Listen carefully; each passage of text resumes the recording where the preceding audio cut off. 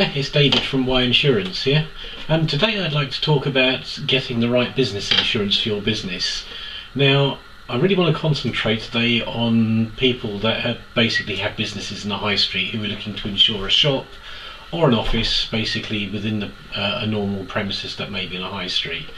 Now, this falls into the realm of what most people would class in the insurance industry as a package policy. There are a few exceptions. If it's very, very specialised or something that's slightly off the beaten track, then you may well have to get something a bit more made up, a bit more bespoke for yourself. But generally speaking, if you own a retail shop, could be a general store, could be an estate agent's office, could be a takeaway, etc., that will be catered for under what they class as a package policy. Now, a package policy is quite a good idea actually. It came from the 70s and 80s, when people used to have shop insurances and they used to buy cover for what they needed. What then tended to happen was people would have claims and not found that they'd insured things properly. They were underinsured. The package policy came about because most of the claims fit within this sort of size, if it's that kind of shop. If your son's insured a slightly higher for stock, etc., they can still cater for it, but generally speaking you get the kind of cover that you require, sometimes a little bit over the top, but it's within a framework and a price that you can work with. Now, a standard package policy will cover you for all the normal things like fire, theft, water damage. You can even get accidental damage on it. Generally speaking, it doesn't include the buildings cover, but you can add it on as an option. Generally speaking, if you've got a property in the high street, it'll tend to be a leasehold one rather than a freehold one, which the landlord will insure and charge you for anyway.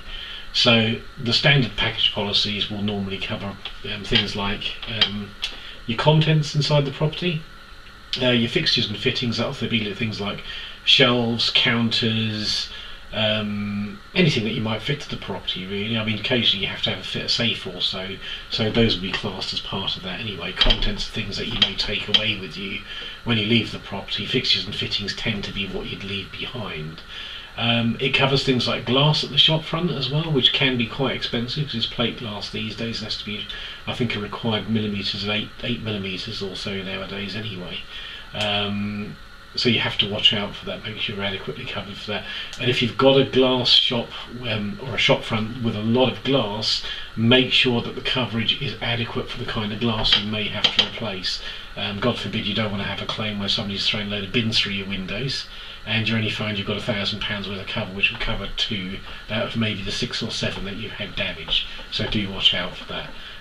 As with all the sums insured with package policies, make sure if it says you're covered for £10,000 in contents, you can replace your contents for £10,000 in a retail scenario, i.e. somebody else going out and buying it, putting it in the shop, etc. for you, not if you bought them second hand originally, because you'll need to go out and replace those.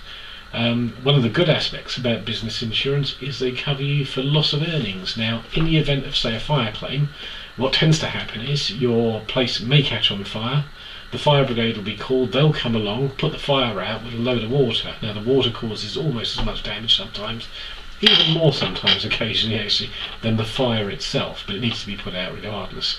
So you've got a shop sitting there that you can't use, you've got a load of stock that's literally been burnt up or water damage that you can't use, and you won't be able to fix the shop for, you know, maybe 5 or 6 weeks or so. You have decorating, clearing out, getting rid of the smell, etc. that goes with it. So in that meanwhile, what do? Well, you don't earn any money, but basically what the policy will cover you for is the loss of income whilst you can't work. It's usually included in there. Again, make sure it's adequate for what you need, and make sure you tell them. They'll normally ask you what your turnover is, what your profits are, etc. within the policy, and generally speaking, if you're within that, you're okay.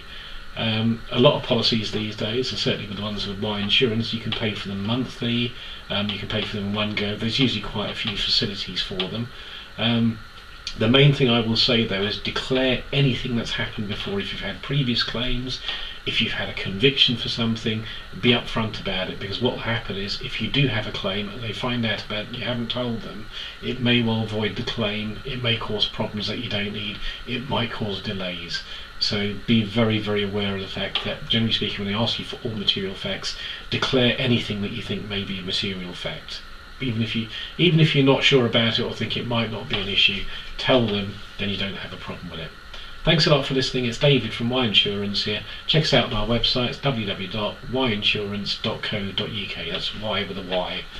Thanks a lot. Cheerio. Bye.